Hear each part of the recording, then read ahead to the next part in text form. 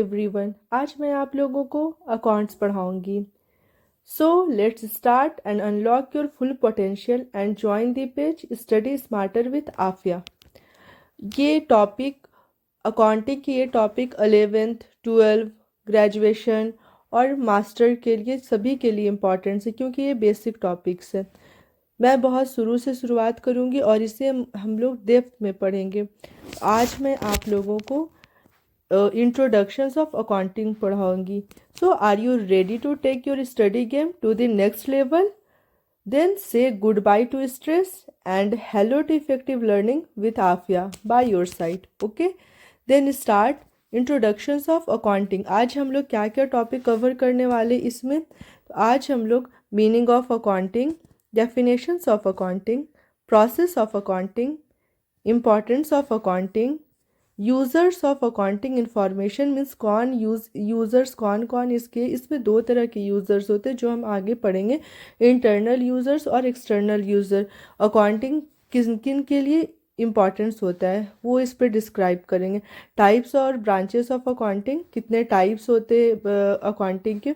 Objectives of accounting, क्या क्या objectives है, क्या क्या उद्देश्य है अकाउंटिंग करने का। लिमिटेशंस ऑफ अकाउंटिंग, क्या क्या कुछ लिमिटेशंस भी होते हैं इसके, तो कुछ लिमिटेशंस भी पढ़ेंगे। तो हम ये सारा टॉपिक्स को डेप्थ में पढ़ेंगे और बहुत अच्छे से पढ़ेंगे। अपने इस क्लास में सारा जितना टॉपिक है सारा आप लोग को क्लियर हो जाएगा। Okay, then let's start from meaning of accounting. सबसे पहले हम इसके बेसिक ऑफ अकाउंटिंग जानेंगे। What is the meaning of accounting. Definition से पहले इसका क्या क्या टर्म यूज़ होता है अकाउंटिंग में। Accounting is related with monetary terms. ये मॉनेटरी टर्म से रिलेटेड होता है। दैट मीन्स ये सिर्फ उससे डील करता है, या इस हम अकाउंटिंग में उसे लिखते हैं जो उसे हम मनी और कैश में मेज़र कर सकते हैं, जो हमारा मनी और कैश से रिलेटेड होता है। तो what is the meaning of monetary term. Monetary terms, meaning of monetary terms is money और कैश, मीन्स मनी और कैश से रिलेटेड होना चाहिए ये। और जिसे हम मनी और कैश में इससे जो भी हमारा ट्रांजैक्शन रिलेटेड नहीं होता वो हमारा अकाउंटिंग में नहीं आता है। Okay, then it is a key of business. किसी भी बिजनेस के लिए accounting is very important for any business. और it is a language of business. अब ये लैंग्वेज ऑफ बिजनेस कैसे है तो ये हम समझेंगे। लैंग्वेज ऑफ बिजनेस कैसे है ये समझते हैं हम। ये लैंग्वेज ऑफ बिजनेस कैसे, क्योंकि कोई भी बिजनेस प्रॉफिट में है, कोई एक बिजनेस वो प्रॉफिट में है और लॉस में है, ये हमें कैसे पता चलेगा। हमें ये पता चलेगा फ्रॉम अकाउंटिंग। तो ये अकाउंटिंग लैंग्वेज ऑफ बिजनेस है। मीन्स अकाउंटिंग बताता है कि बिजनेस हमारा प्रॉफिट में है और लॉस में, इसे कंटिन्यू करना और इसे वाइंडिंग अप करना, ये सारा इन्फॉर्मेशन हमें कहाँ से मिलता है तो अकाउंटिंग से मिलता है। तो ये हमारे लैंग्वेज ऑफ बिजनेस है। और एक बात हम बहुत इम्पॉर्टेंट समझते हैं कि ये बिजनेस का हम ऐसा क्यों बोल रहे हैं कि लैंग्वेज ऑफ बिजनेस है। जैसे हमारा language Hindi, English, Marathi, Bengali, different types of language, बहुत तरह का लैंग्वेज होता है। तो ये बिजनेस का लैंग्वेज अकाउंटिंग क्यों है, क्योंकि बिजनेस और जो ऑनर होते हैं बिजनेस के, there are two different person. yes, business is also person. It is not it is artificial person which is made by, it is artificial person which is made by law। तो ये भी हमारा एक person की तरह ही work करता है, क्योंकि ऑनर्स और बिजनेस दो अलग अलग आइडेंटिटी। बिजनेस का जो भी ट्रांजैक्शन, सेल्स, परचेस, ये सब इसके बुक पे रिकॉर्ड होगा। और ऑनर्स जो भी अपने घर पे खर्च कर रहा है तो ये इस बिजनेस से रिलेटेड नहीं है, ये इसका अपना खर्च है, इसका अपना एक्सपेंसेस है। तो ऑनर्स और बिजनेस हमारा टू डिफरेंट आइडेंटिटी है। और बिजनेस का इसीलिए कहा जाता है कि लैंग्वेज ऑफ बिजनेस, इसका अपना एक लैंग्वेज है जो अकाउंटिंग है। अकाउंटिंग है। Is it clear? Okay, then next, अब अकाउंटिंग क्या है ये समझते हैं हम। अकाउंटिंग क्या है। अब एक पर्सन, एक ये बिजनेस शुरू किया, ओके, ये एक बिजनेस शुरू किया। अब बिजनेस में ट्रांजैक्शन हो रही है, डेली ट्रांजैक्शन हो रहा है, डेली ट्रांजैक्शन जिसमें sales purchase different type of transaction. अब सेल्स, बहुत सारे सेल्स होंगे, बहुत सारे परचेस होंगे, different types of transaction. Is it possible we can memorise it all the things?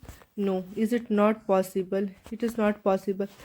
तो मुझे तो इसे कहीं ना कहीं मुझे रिकॉर्ड करना होगा हमें, ताकि मुझे याद रहे, क्योंकि बहुत सारा हमारा सेल्स हो रहा है, परचेज हो रहा है, और different types of expenses included है, लाइक एडवर्टाइजमेंट एक्सपेंसेस, रेंट, और electricity bill, different types of expenses, different types of income also included in the business. So we cannot memorize all the things. इसे हम record करते हैं in a proper way, record in a proper way. जब हम इसे एक proper way में record करते हैं, इसे ही हम अकाउंटिंग कहते हैं। It is a very simple, I think all is clear, because like एक बिजनेस है जिसमें ट्रांजेक्शन हो रहा है, डेली ट्रांजेक्शन, सेल्स, परचेज, और इस many types of expenses has included in this business, many types of income has included in the business. Then सारे को याद करना पॉसिबल नहीं है, तो सारे को रिकॉर्ड करते in a proper way, it is called accounting. I think this all is clear, because मैंने बहुत ही सिंपल लैंग्वेज में डिस्क्राइब करने का कोशिश किया है। जैसे जो भी अभी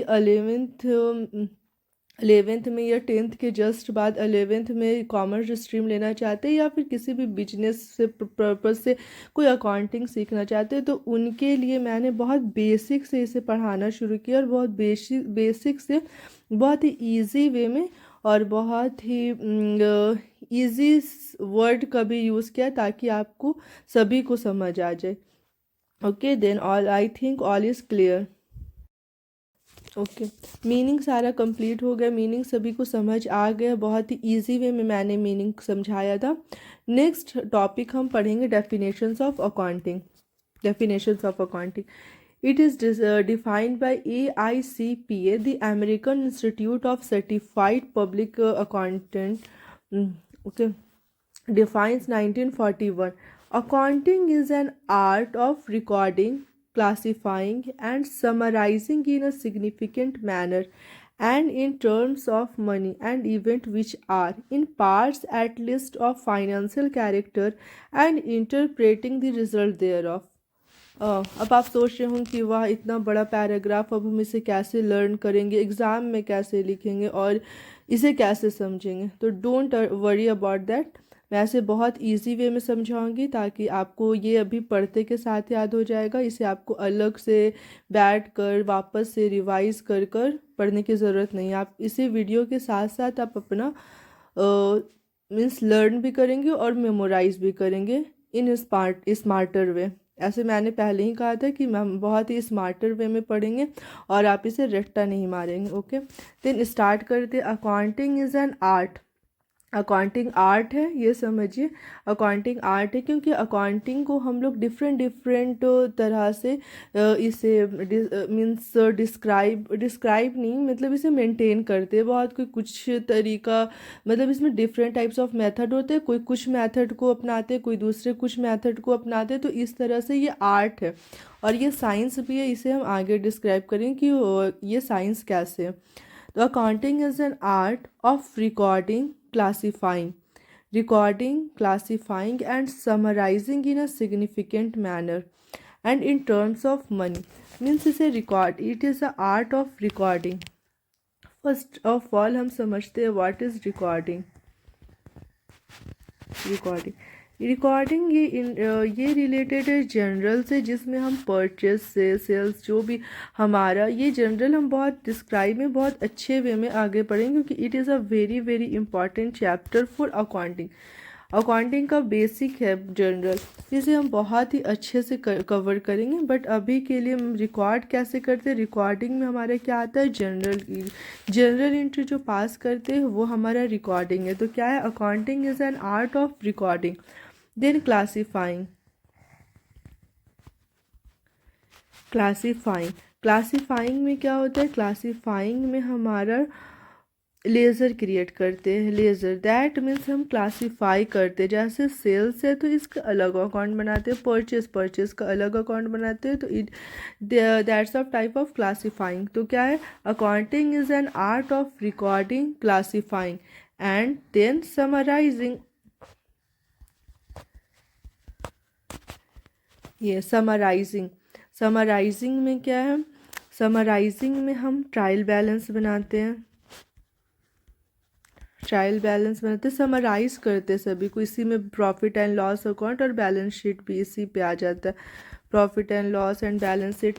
और ये जब आप पढ़ लेंगे ये इसका डेफिनेशंस को बहुत अच्छे से, तो आपके लिए एक सरप्राइज़ है आगे वाले सीट में, जिसे देखकर आप खुश हो जाएंगे। Accounting is an art of recording,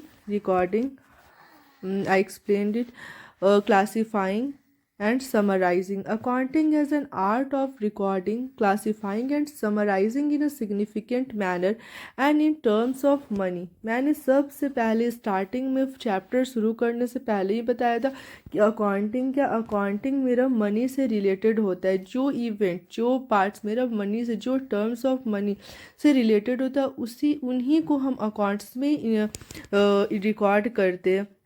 और जो मेरा टर्म्स ऑफ मनी में जिसे हम मेज़र नहीं कर सकते, उसे हम किसी के फीलिंग, इमोशन, ये सभी को हमारा अकाउंटिंग से कुछ मतलब नहीं है, इसे हम रिकॉर्ड नहीं करते। तो अकाउंटिंग में क्या रिकॉर्ड होगा, only which is in terms of money and event which are in part of at least of financial character. ये फाइनेंशियल कैरेक्टर दैट मीन्स जो भी बिजनेस है मेरा, उसी बिजनेस से रिलेटेड होना चाहिए वो part. And interpreting the result thereof, interpret करते हैं लास्ट में उसे, सारा जो भी हमारा रिजल्ट आता है उसे इंटरप्रेट करते हैं।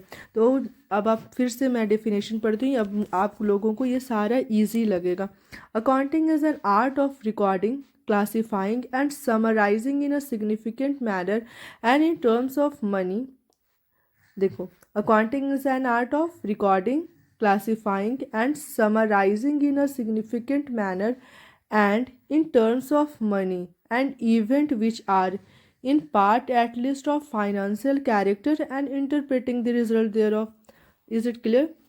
तो बस इसे आपको रट्टा नहीं मारना है, बस इसे समझना है। ये सिर्फ ये इसका ये लिखा है, जो भी अकाउंटिंग के अंदर हम कवर करेंगे जितना सारे चैप्टर को, बस उसी को यहाँ पे एक पॉइंट पे लिखा है। पहले तो accounting is an art, accounting art है ऑफ रिकॉर्डिंग, जिसमें हम लोग जनरल जो रिकॉर्ड करते, क्लासीफाई करते एंड समराइज करते इन टर्म्स ऑफ मनी, और in part of at least of financial character, और लास्ट में इंटरप्रेट करते। तो interpreting the result thereof, result के लिए इंटरप्रेट करना ज़रूरी है कि ये हमारा रिजल्ट, जैसे कि इसे हम कंपेयर करने के लिए यूज़ करते हैं, और जैसे हमारा इस फाइनेंशियल ईयर में कितना प्रॉफिट एंड लॉस हुआ और फिर नेक्स्ट में कितना हुआ, या प्रीवियस से कंपेयर करने के लिए, ये सब के लिए इंटरप्रेटिंग द रिजल्ट भी इंटरप्रेट करते हैं। हमारा प्रॉफिट एंड लॉस कितना है, बैलेंस शीट में क्या है, फिर रेशियो क्या है, वो सब। तो ये सब क्लियर हो गया। अब एक बार फिर से पढ़ते हम, what is the definitions of accounting. Then अब एकदम मतलब जितना मैंने समझाया है सभी को माइंड में रखते हुए अब एक बार डेफिनेशंस पढ़ेंगे तो हमें याद हो जाएगा। इसमें कोई भी अदर एफर्ट करने का ज़रूरत नहीं।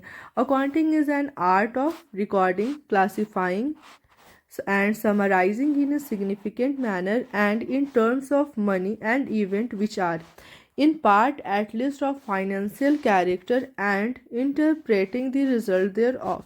Okay, done, I think it is done।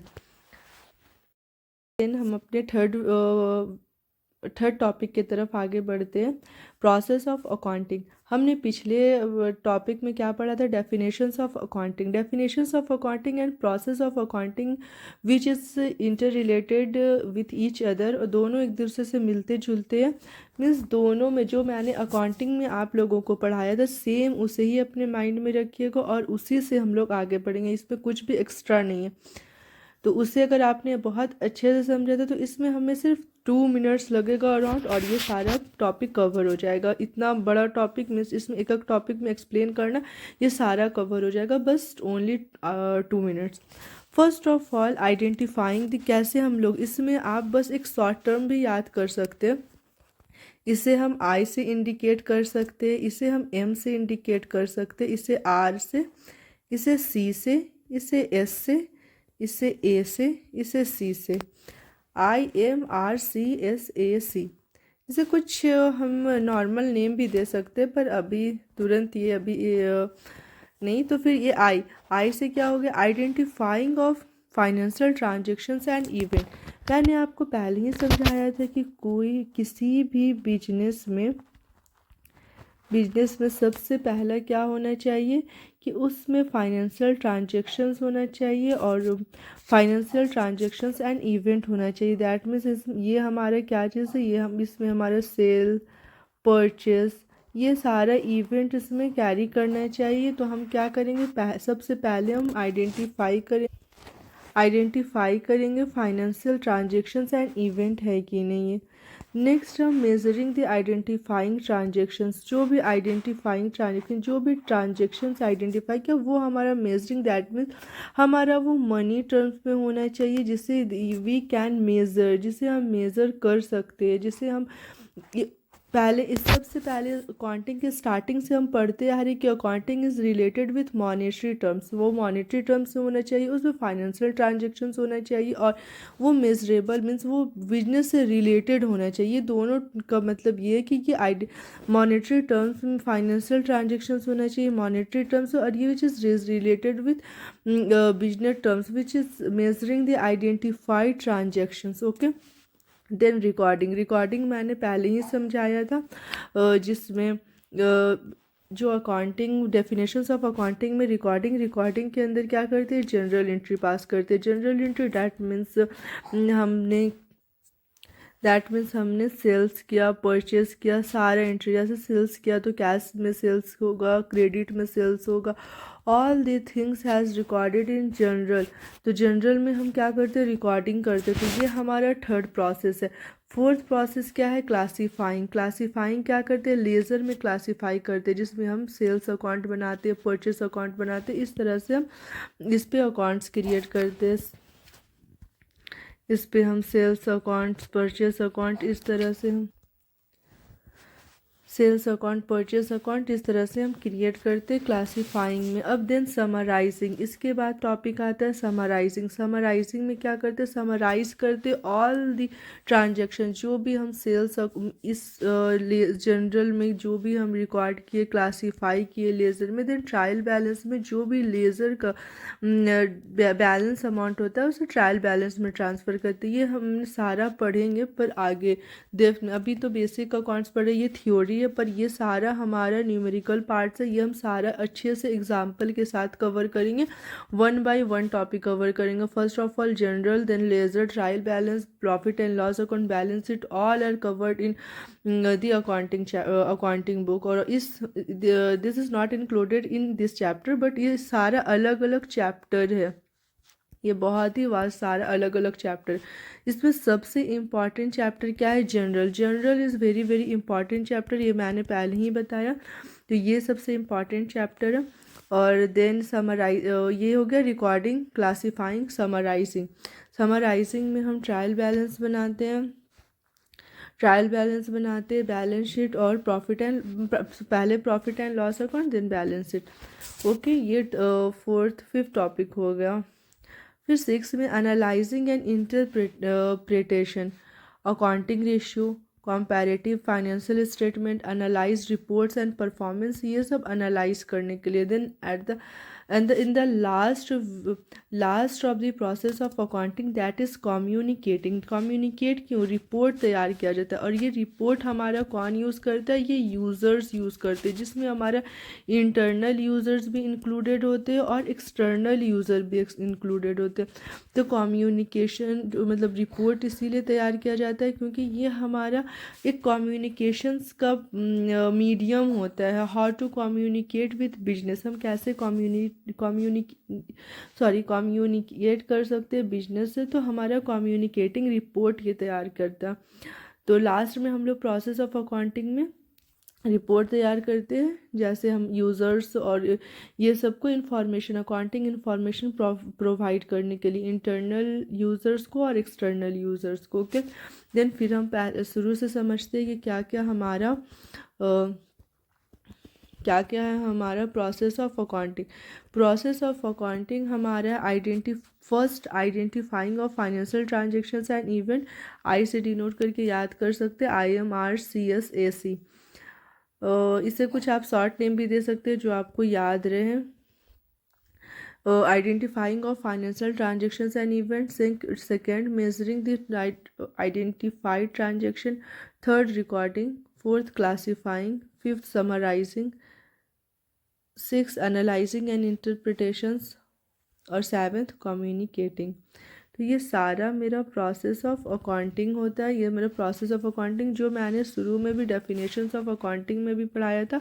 तो ये और ये चैप्टर, ये टॉपिक दोनों थोड़ा थोड़ा सिमिलर है, उसे ही इसमें डिफ़ाइन करके अलग से टॉपिक वाइज डिस्क्राइब किया है।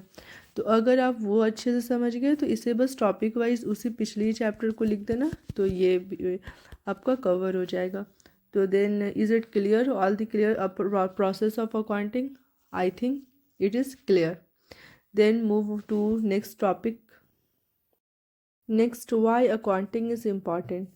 Accounting is very important for any business. First of all first topic की तरफ हम मूव करते हैं, जिसमें अकाउंटिंग क्यों इम्पॉर्टेंट है। Important to the understand your business. पहले ही मैंने समझाया था कि business language of business, accounting is the language of business. किसी भी बिजनेस को समझने के लिए अकाउंटिंग इम्पॉर्टेंट होता है, क्योंकि अकाउंटिंग से हमें ये पता चलता है कि वो बिजनेस हमारा प्रॉफिट में है या लॉस में है। कैसे हम डिसाइड करेंगे कि इस बिज़नेस को कंटिन्यू करना है और वाइंड अप कर देना है। तो ये सारा मुझे कैसे समझ में आता है, ये सारा समझ में आएगा अकाउंटिंग के थ्रू। अकाउंटिंग के थ्रू हमें समझ आएगा कि ये बिजनेस का, क्योंकि ये लैंग्वेज ऑफ बिजनेस होता है, तो accounting is very important to understand of any business. तो first topic is important to understand your business. Then second, why accounting is important. Help in organise your business. Yes, it is help in organise your business. किसी भी business को organise manner में चलाने के लिए हमें accounting का use करते हैं, बिकॉज अकाउंटिंग हमें सबसे पहले ये भी बताता है कि हमारा प्रॉफिट एंड लॉस में प्रॉफिट कितना है। तो मतलब मीन्स अगर हमारा प्रॉफिट कम है या फिर हम अगर लॉस पे चल रहे हैं, तो हम कैसे इस लॉस को कम कर सकते हैं, अपने एक्सपेंसेस को कम कर सकते हैं, अपने इनकम पे इंक्रीज कर सकते हैं, अपने सेल्स को इंक्रीज कर सकते हैं, स्टॉक को how to maintain our stock. ये सारा हमारा अकाउंटिंग के थ्रू ही हमें पता चलता है। तो accounting is help in organise your business. तो हमारा इस तरीके से एक बिजनेस ऑर्गेनाइज रहता है, क्योंकि हम अकाउंटिंग ईयरली मेंटेन करते हैं। तो पर ईयर मुझे पता है कि हमारा प्रॉफिट कितना है, लॉस कितना है, तो इस तरह से हम बिजनेस को ऑर्गेनाइज्ड मैनर में चला सकते हैं। तो accounting is important to help in organise your business. Then move to third third point. What is third point? Third point is making financial or year end report. Yes, it is making financial years, because accounting हम recording के लिए, classifying, summarizing, ये सभी के लिए हम accounting करते हैं। accounting के अंदर क्या आता है? accounting is a accounting, process of accounting हमने अभी जस्ट पहले पढ़ा। उसमें क्या डिफ़ाइन किया था? उसमें हम किया था कि रिकॉर्ड करते, क्लासीफाई करते, समराइज़ करते। समराइज में हम क्या बनाते हैं? Profit and loss account. तो प्रॉफिट एंड लॉस अकाउंट हमें क्या प्रोवाइड करता है? तो ये हमारा हमारा बिजनेस प्रॉफिट में है और लॉस में है, ये हमें प्रोवाइड करता है, ये हमें बताता है। तो हम क्यों अकाउंट बताएंगे? क्योंकि अकाउंटिंग मेकिंग फाइनेंशियल और year and report. Okay, then next, help in decision making. Yes, it is a very important, accounting is very important for help in decision making. Decision making के लिए बहुत ही important है, क्योंकि मैंने पहले ही कहा कि हमें सबसे पहले ये देखना होता है कि हमारा बिजनेस प्रॉफिट में है और लॉस में है। ये हमें यही बताता है, क्योंकि it is related with monetary terms. ये मॉनेटरी टर्म से रिलेटेड है, ये सिर्फ मनी पे डील करता है, हमारा जितना भी हमें मनी कैश उनसे रिलेटेड है। तो जब ये एंड प्रॉफिट एंड लॉस बता, जब प्रॉफिट हमें पता है कि ये बहुत अच्छा प्रॉफिट कर रहा, हमारा बिजनेस हम हर पर ईयर इंक्रीज कर रहा है प्रॉफिट, तो इससे हमें ये पता चलता है कि हम बहुत अच्छे वे में अपना वर्क कर रहे हैं और हमें इसे कंटिन्यू करना चाहिए। But if it is not profitable और हमारा प्रॉफिट की जगह ये हमें लॉस प्रोवाइड कर रहा है हमारा बिजनेस, तो हमें इसे वाइंडिंग अप करना है। तो किस ईयर करना, ऐसा नहीं कि हमें अचानक से पता चला 10 साल बाद 15 साल बाद और हमें अपने घर प्रॉपर्टी एसेट सारा बेचना पड़ जाए। तो हमें उस लेवल में आना ही नहीं है, हमारा प्रॉपर्टी या घर बिक जाए उस लेवल पे आना ही नहीं है। तो हमें उससे पहले ही पता चल जाएगा कि हमारा लॉस में प्रॉफिट, तो मीन्स हमें लॉस को कैसे इसे ख़त्म कर कर हमें प्रॉफिट की तरफ बढ़ना, कैसे मुझे एक्सपेंसेस को कम, कोई सी भी तरह का एक्सपेंसेस को किस तरह से कम करेंगे, या फिर हम इनकम है तो इनकम कैसे हम अदर सोर्स से इनकम भी इनकम कमा सकते। तो इस तरह से हम इसे वापस से सस्टेनेबल या फिर हम प्रॉफिट की तरफ मूव कर सकते। अगर हम अकाउंटिंग ही मेंटेन नहीं करेंगे तो हमें पता कैसे चलेगा कि हमारा बिजनेस प्रॉफिट में चल रहा है या लॉस में चल रहा। तो देन तो हम कोई डिसीज़न ही नहीं ले सकते, we can not take any decision for our business. So हम accounting is important to help in decision making, it is very important for accounting. Decision making accounting के लिए बहुत, मतलब अकाउंटिंग डिसीज़न मेकिंग के लिए बहुत इम्पॉर्टेंट है। Okay, then next topic, next में आते हैं। नेक्स्ट क्या है, help in investment and loan. Help in investment and loan, it is yes. सबसे पहले ये हमारा जो भी अकाउंटिंग है, ये अकाउंटिंग इंफॉर्मेशन यूज़र्स, जो इंटरनल यूज़र्स और एक्सटर्नल यूज़र्स दोनों के लिए इम्पॉर्टेंट होते हैं।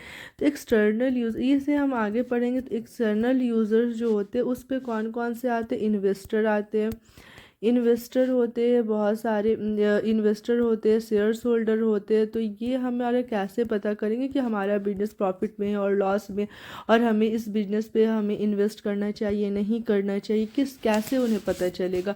तो हमारे कोई भी इन्वेस्टमेंट हमारे बिजनेस में क्यों इन्वेस्ट करना चाहेंगे, क्यों, वाई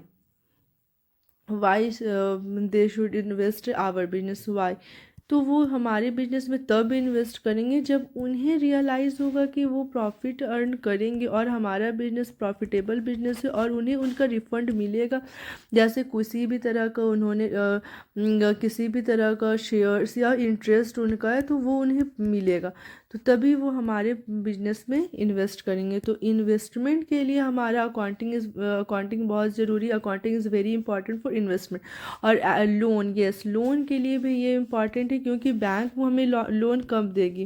बैंक भी एक्चुअली हमारे एक्सटर्नल यूज़र्स में ही आता है। बैंक हमें लोन कब देगी, जो वो हमारा सारा प्रोफाइल चेक करेगी, हमारा नहीं, एक्चुअली बैंक ये बिजनेस का सारा प्रोफाइल चेक करेगी, क्योंकि बिजनेस इज़ आर्टिफिशियल पर्सन, वो भी एक पर्सन ही है, उसका एक अलग अलग आइडेंटिटी है। तो उसका प्रोफाइल चेक करेगी कि वो बिजनेस, और बिजनेस का लैंग्वेज क्या होता है, language of business is accounting. तो वो किसका प्रोफाइल चेक करेगी, वो एक बिजनेस का प्रोफाइल चेक करेगी, किस रूप में, तो अकाउंटिंग, जो अकाउंट्स मेंटेन किया होगा उससे वो बिजनेस का प्रोफाइल चेक करेगी। और जब वो चेक करेगी और उसे लगेगा कि नहीं ये बिजनेस तो प्रॉफिटेबल बिजनेस है, इस बिजनेस से हम बहुत सारा, इस बिजनेस से हमारा रिफ़ंड है, मीन्स हमें रिफ़ंड मिलेगा, और जो भी हम लोन देंगे तो इंटरेस्ट या रिफ़ंड जो भी है हमारा मंथली बेसिस पे वो हमें वापस मिलेगा। तो जब उनको ये रियलाइज़ होगा तब वो हमें लोन प्रोवाइड करेगी। तो हेल्प इन इन्वेस्टमेंट और लोन, तो ये important, accounting is important in investment and loan, दोनों के लिए बहुत ज़रूरी है। ये टॉपिक, ये पॉइंट भी समझ आ गया। देन नेक्स्ट है help us to know about business performance. yes, business performance ये सब एक दूसरे से रिलेटेड है. बिजनेस परफॉर्मेंस भी हमारा अकाउंटिंग से भी हमारा बिजनेस कैसा वर्क कर रहा है, हमारा परफॉर्मेंस क्या है, हम ये अपग्रेड हो रहे हैं और डाउनवर्ड की तरफ जा रहे हैं, किस तरह पोजीशंस में हमारा बिजनेस जा रहा है, हम ग्रोथ कर रहे हैं या फिर हम डिग्रोथ कर रहे हैं. ये हम सारा चीज़ हमें किससे पता चलेगा, अकाउंटिंग से पता चलेगा. Help in legally required. Actually accounting is important for payment of tax. ये लीगली रिक्वायर्ड होता है टैक्स के लिए, बहुत ही ज़रूरी है. जब तक हम अकाउंट नहीं करेंगे, अकाउंटिंग किसी भी बिजनेस का अकाउंट्स मेंटेन नहीं करते तो हमें पता ही नहीं चलेगा हमें टैक्स कितना देना. तो ऐसे हम एक तरह से कभी कभी टैक्स की चोरी भी कर सकते हैं, और नहीं तो फिर हम कभी कभी ज़्यादा टैक्स भी दे सकते हैं. ऐसे एक्चुअली टैक्स बिना अकाउंटिंग के होता भी नहीं है, क्योंकि हमें जो भी प्रॉफिट एंड लॉस आता है हमारा, उसी के बेसिस पे फिर हम लोग जीएसटी ये सब ऐड करके टैक्स देते. तो फिर हेल्प इन लीगली रिक्वायर्ड, तो इट इज़ लीगली तरीके से भी ये हमारा रिक्वायर्ड, मतलब मीन्स अकाउंटिंग इज़ इम्पॉर्टेंट. तो अकाउंटिंग में डिफरेंट वे में, बिजनेस में accounting is very important for decision making, for investment और loan, for know the business performance, और एक ऑर्गेनाइज्ड बिजनेस चलाने के लिए. और business means to understand your business, कैसे आप अंडरस्टैंड करेंगे अपने बिजनेस को. तो ये सारे के लिए अकाउंटिंग इम्पॉर्टेंट है, और आज के डेट में अकाउंटिंग इज़ वेरी इंपॉर्टेंट. अगर आप कॉमर्स बैकग्राउंड से हो और नहीं हो, अगर आप एक बिजनेस चला रहे हो तो आपको अकाउंटिंग आना ही चाहिए. It is very important. आज के डेट में अकाउंट्स कॉमन सब्जेक्ट बन गया, ये सभी को आना चाहिए. I think so. तो मुझे लग रहा है ये टॉपिक भी कंप्लीट हो गया, why accounting is important. So importance of accountant ये था. Okay, next topic users of accounting information. मैं तभी से बता रही थी आपको, हर टॉपिक पे एक इंटरनल यूज़र्स होते हैं इसके, और एक एक्सटर्नल यूज़र्स होते हैं. तो अब इंटरनल यूज़र्स में कौन कौन आते हैं.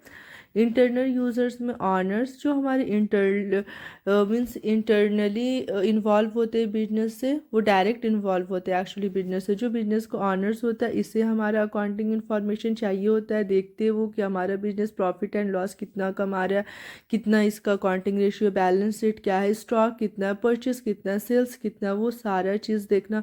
तो ऑनर्स को अकाउंटिंग इन्फॉर्मेशन यूज़ करते. तो ये हमारे इंटरनल यूज़र्स हो गए. एक मैनेजमेंट जो अकाउंटिंग मैनेजमेंट होता है, और मैनेजर्स जो भी अकाउंटिंग संभालते हैं, तो उन्हें भी अकाउंटिंग इन्फॉर्मेशन चाहिए होता है. एम्प्लॉय एंड वर्कर्स जो वहाँ वर्क करे, वो भी यूज़ करते हैं accounting. Users of accounting informations को यूज़ करते हैं, वो सब इंटरनल यूज़र्स होते हैं. वो इंटरनली किसी भी ऑफिस या किसी भी बिजनेस, किसी भी कंपनी के इंटरनल यूज़र्स होते हैं. Owners, management and employ and worker, जो डायरेक्टली कनेक्ट होते हैं बिजनेस से, और वो डायरेक्टली इन्वॉल्व करते हैं बिजनेस अकाउंटिंग इन्फॉर्मेशन को. तो ये इंटरनली यूज़र्स होते हैं. नेक्स्ट क्या होता है, नेक्स्ट है external users. Who is external users. External users वो होते हैं जो हमारे एक्सटर्नली, वो डायरेक्टली रिलेट नहीं होते हमारे बिजनेस से, वो but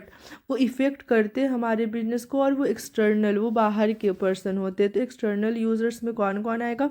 bank and financial institution. ये बैंक, जैसे हम किसी से भी लोन लेना है, बैंक से अगर लोन लेना है, तो बैंक हमारा सारा अकाउंटिंग इन्फॉर्मेशन चेक करेगी, बिजनेस का अकाउंटिंग इन्फॉर्मेशन चेक करेगी कि बिजनेस प्रॉफिट में है, लॉस में है, क्या है उसका टर्नओवर, क्या है सेल्स, परचेज, स्टॉक, सारा चेक करती है. तो वो हमारा एक्सटर्नल यूज़र्स हो गए. इन्वेस्टर और पोटेंशियल इन्वेस्टर, जो भी इन्वेस्टर होते हैं जो हमारी कंपनी में इन्वेस्ट करना चाहते हैं, हमारा शेयर्स होल्डर खरीदना चाहते हैं, तो वो एक्सटर्नल यूज़र्स होते हैं, और वो हमारा अकाउंटिंग इन्फॉर्मेशन देखना चाहते हैं कि हमारा परफॉर्मेंस कैसा है, हमारा बिजनेस परफॉर्मेंस कैसा, वो ग्रोथ में या डी ग्रोथ में, उसका शेयर्स वैल्यू क्या, वो सब देखना चाहते हैं. तो वो investor and potential investor as users of accounting information, who is external user. And creditors, yes, creditor is also external users. Government and its authorities, researchers and publics, all are external users of accounting information. हमारा दो तरह का users हो गया, internal users and external users. Internal users में क्या आया, owners, management, employ and workers. External users में bank and financial institutions, investor and potential investor, creditors, government and its authorities, researcher and public. Next हमारा topic है branches of accounting, जिसमें mostly हम अभी इसमें डिटेल में पढ़ेंगे फाइनेंशियल अकाउंटिंग, कॉस्ट अकाउंटिंग और मैनेजमेंट अकाउंटिंग, जिसमें हम फर्स्ट फाइनेंशियल अकाउंटिंग पढ़ेंगे। जिसमें फाइनेंशियल अकाउंटिंग में जो फाइनेंस से रिलेटेड होता है, जिसमें हम अभी इसमें हम जो भी फाइनेंस से रिलेटेड होता है, सेल्स, परचेज, और हम जो भी प्रॉफिट एंड लॉस अकाउंट बनाएंगे, बैलेंस शीट बनाएंगे, सारा हम पढ़ेंगे फाइनेंशियल अकाउंटिंग में। लेज़र जनरल पास करना, लेज़र फाइन ट्रायल बैलेंस और profit and loss account balance sheet, सारा फाइनेंशियल अकाउंटिंग में हम इंक्लूडेड है। तो हम मोस्टली फाइनेंशियल अकाउंटिंग पढ़ेंगे। देन कॉस्ट, इसमें तीन ब्रांचेस को डील किया गया, cost accounting and management accounting. Cost accounting में which is related with cost, बहुत सारा मेरा मीन्स कि लागत मूल्य हमारा कितना होता है किसी भी प्रोडक्ट का, वो इसमें डिटेल में पढ़ेंगे। तो ये हमारा कॉस्ट मैनेज अकाउंटिंग हो गया। मैनेजमेंट अकाउंटिंग में हम how to manage your finance और how to manage your business, ये मैनेजमेंट अकाउंटिंग में पढ़ाएंगे। तो इसमें तीन तरह के ब्रांचेस को डील किया गया, फाइनेंशियल अकाउंटिंग, कॉस्ट अकाउंटिंग और मैनेजमेंट अकाउंटिंग। इसे फाइनेंशियल अकाउंटिंग को डिटेल में आगे पढ़ेंगे, इसीलिए अभी इसे रहने देते हो और बस इतना ही समझना है कि फाइनेंशियल अकाउंटिंग क्या है, कॉस्ट अकाउंटिंग क्या है और मैनेजमेंट अकाउंटिंग क्या है।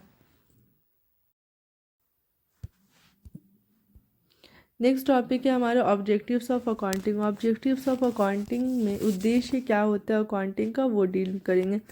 First of all to identify the financial transactions. हमारे क्या क्यों इस अकाउंटिंग का क्या उद्देश्य है, क्या ऑब्जेक्टिव्स है, आइडेंटिफाई करना फाइनेंशियल ट्रांजेक्शन को। Second, to maintain proper record of business transactions. Yes, मैंने पहले ही कहा कि इसमें रिकॉर्ड करते हैं, प्रॉपर वे में रिकॉर्ड करते हैं बिजनेस ट्रांजेक्शन को। Next, to ascertain profit and loss. Okay, third, to disclose the financial position, हमारा फाइनेंशियल पोजीशन क्या है। Four, to determine the tax liability. फिर then to help in decision making. Then to prevent errors and fraudulent formation से to users. जो भी fraud in information means जो भी fraud information होता है यूज़र्स को, उस एरर को, ये सब को हमें प्रिवेंट करने के लिए अकाउंटिंग मेंटेन करते और assisting the management and planning and controlling करने की, ये सब हमारे क्या ऑब्जेक्टिव्स ऑफ अकाउंटिंग। जैसे डिटेल में नहीं पढ़ना है, ये बस टॉपिक याद करना है। To identify the financial transaction, तो आप इसे बस डिस्क्राइब कर देना 3 लाइन 4 लाइन खुद से ये क्यों ज़रूरी। जैसा मैंने पहले इतना डिस्क्राइब करके एक एक टॉपिक को पढ़ाया, तो उससे आप 2-3 लाइन इसमें डिस्क्राइब आराम से कर सकते हो। तो बस 3-3 लाइन डिस्क्राइब कर देना और इस पर जो टॉपिक है इस पे फोकस करना कि क्यों होता है। तो ये सारा तो बहुत इजी है कि क्यों, मतलब हमारा ऑब्जेक्टिव्स क्या क्या होते हैं, तो बहुत ही easy. Okay, then last topic हमारा लिमिटेशंस ऑफ अकाउंटिंग। अगर कुछ हमारा ऑब्जेक्टिव्स है, इम्पॉर्टेंस है, तो कुछ लिमिटेशंस होते हैं। वो हर जगह हमारा टू मीन्स कॉइन्स का 2 फेज होता है, जैसे हमारा अप्स एंड डाउन दो होता है, उसी तरह से इसमें इंपॉर्टेंस है, एडवांटेजेस है, देन लिमिटेशंस भी, कुछ लिमिटेशंस है। तो इसमें फर्स्ट लिमिटेशन क्या, accounting is not fully exact. ये फुल्ली एग्जैक्ट नहीं होता है, मीन्स हमें पता नहीं होता है कि जैसे कि किसी सामान को कितने कॉस्ट में ख़रीदा, फिर इसमें प्रॉफिट इंक्लूडेड होता है और फिर हम इसे मेंटेन करते हैं। अब इसे कॉस्ट कितना आया और हमने इसमें प्राइस ऐड किया वो, और फिर हम सारे का बिल, कभी कभी हमारा अमाउंट में मिस्टेक हो जाता है, कभी एग्जैक्ट अमाउंट प्रॉपर वे में नहीं लिख पाते। तो ये हमारा accounting is not fully exact, तो ये हमारा फुल्ली एग्जैक्ट नहीं होता। देन सेकेंड है, accounting does not indicate the reliable value. Yes, it does not indicate reliable value. कभी हम इसे कॉस्ट में लिखते हैं, कभी हम इसे मीन्स और ये प्रॉपर वैल्यू कभी कभी वैसा होता है कि प्रॉपर वैल्यू इंडिकेट नहीं करता। Accounting does not indicate the reliable value. Third होगा accounting ignores qualitative elements. Yes, ये क्वालिटेटिव एलिमेंट्स को इग्नोर करता है, क्योंकि मैंने फर्स्ट ही में समझाया accounting is related with monetary terms, और ये सिर्फ क्वांटिटेटिव वैल्यू को ही मेज़र करना रहता है। इसमें जो भी हमने कैश में मनी में ख़रीदा है बस उसी को अकाउंटिंग के अंदर मेज़र करते हैं। तो ये हमारा क्या है, ये क्वालिटेटिव एलिमेंट्स को ये हमारा इग्नोर करता है, सिर्फ ये हमारा वैल्यू बेस्ड है। तो एक तरह से ये इसका लिमिटेशंस हो। अकाउंटिंग नेक्स्ट हो जाएगा अकाउंटिंग इग्नोर्स इफेक्ट्स और प्राइस लेवल चेंजेस। यस, ये प्राइस लेवल चेंजेस को इग्नोर करता है, क्योंकि हमने इसे जिस टाइम जब ख़रीदा बस उसी टाइम का प्राइस मेंटेन करते हैं। सेल्स हो गया या परचेस हो गया, तो ये आज का वैल्यू या मीन्स ये इफ़ेक्ट और प्राइस लेवल चेंजेस जो भी होता है ये से इग्नोर करता है। अकाउंटिंग में lead to window dressing. Yes, कभी कभी अकाउंटिंग को हम जो भी ये अकाउंटेंट होते हैं वो इसे विंडो ड्रेसिंग कर देते हैं। Actually what is a window